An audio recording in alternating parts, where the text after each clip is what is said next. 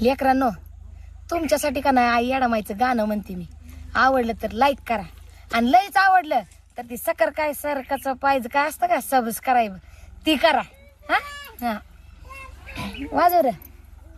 कित्येकाचं वैभव घडविलं आई, कित्येकाला लावलं हिताला येडामाई ग, माझ्या सुद्धा धरती